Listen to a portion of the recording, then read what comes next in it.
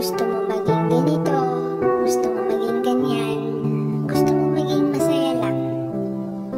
Lahat gagawin para sa mga taong mahal mo, mga taong pinagkukunan mo ng lakas. Pamilya, isang salitang walang katumbas tuwing napapagod, nangihina, tuwing susuko na, nandyan sila. Pamilya, dahilan kung bakit ako nagsisikap, maabot lang ang pangarap.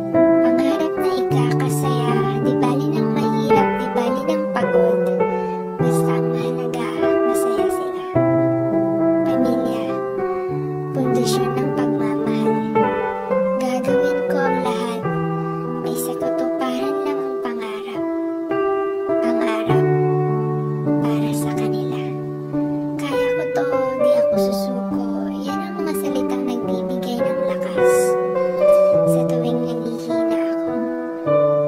Pero, paano kung isang araw, nagising ka na lang sa isang panaginip? Panaginip na ikakasira ng pangarap mo.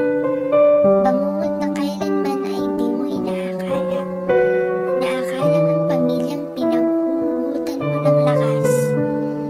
Sa isang igla, magwawakas. Libo-libong tanong, bakit, paano, kailan, saan, paulit-ulit na gumugulo sa aking isipan. Saan ba nagkulang? Pagmamahal? Pagmamahal